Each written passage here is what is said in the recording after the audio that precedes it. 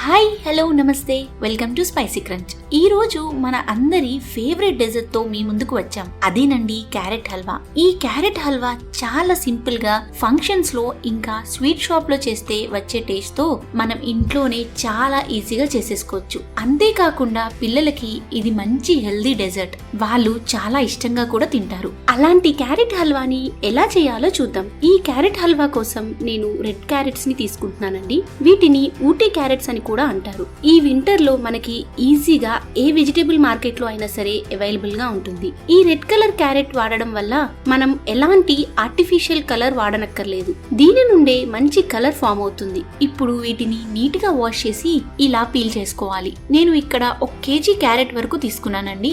ఇది ఈజీగా 4 మెంబర్స్ వరకు సరిపోతుంది. ఇప్పుడు ఇలా 2 సైడ్స్ ని నైఫ్ తో కట్ చేసుకోవాలి. ఇలా అన్ని కట్ చేసుకున్నాక గ్రేటర్ తో చూపిస్తున్న బ్లేడ్ తో గ్రేట్ చేసుకోవాలి.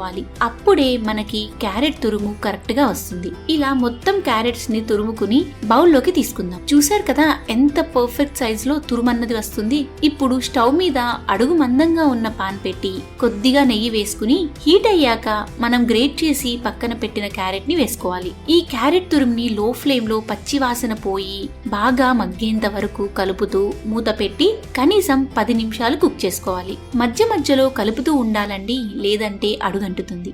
చూశారు కదా క్యారెట్ చాలా సాఫ్ట్ గా అవడం స్టార్ట్ అయింది.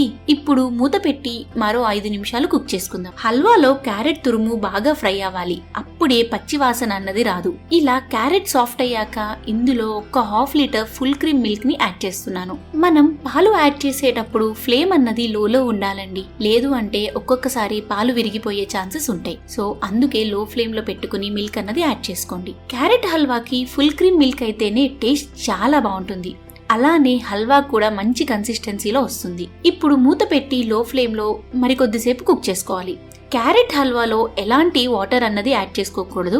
కంప్లీట్ ఫుల్ క్రీమ్ మిల్క్ తోనే కుక్ అవ్వాలి. ఒక్కసారి మూత తీసి చూద్దాం. చూసారు కదా పాలు బాగా ఎగరడం స్టార్ట్ అయ్యాయి.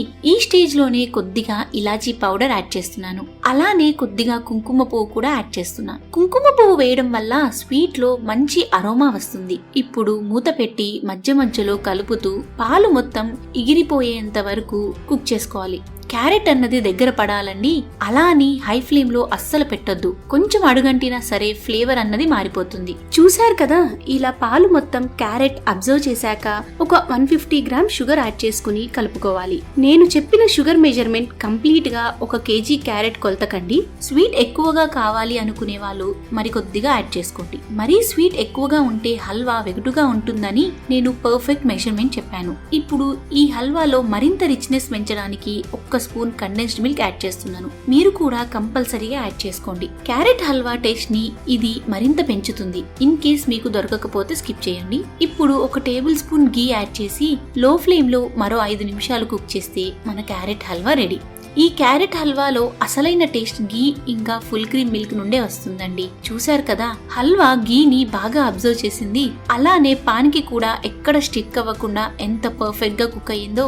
దీని అరోమా అయితే అద్దిరిపోయింది అనుకోండి. ఇప్పుడు కొద్దిగా స్లైసెస్ గా కట్ చేసిన బాదం స్లైసెస్ ని వేసి ఒక్కసారి కలిపి స్టవ్ ఆఫ్ చేసుకుంటే సరిపోతుంది. ఇప్పుడు దీన్ని సర్వింగ్ బౌల్ లోకి తీసుకుని బాదం స్లైసెస్ తో గార్నిష్ చేస్తే మన tasty dessert carrot halwa ready. దీన్ని వేడిగా ఉన్నప్పుడైనా సరే లేదా ఫ్రిడ్జ్ లో పెట్టి చల్లారిన తర్వాత తిన్నా సరే ఆ టేస్ట్ చాలా బాగుంటుంది. న్యూ ఇయర్ వచ్చేస్తుంది. మీరు ఈ క్యారెట్ హల్వాని చేసుకుని మీ ఫ్యామిలీతో న్యూ ఇయర్ ని హ్యాపీగా సెలబ్రేట్ చేసుకోవాలని మనసారా కోరుకుంటున్నాం. అలానే మీ అందరికీ advance wish you happy new year. ఈ రెసిపీ నచ్చితే లైక్ చేయడం మర్చిపోకండి. ఇలాంటి మరిన్ని వీడియోస్ కోసం please like, do, share and subscribe to our channel spicy crunch.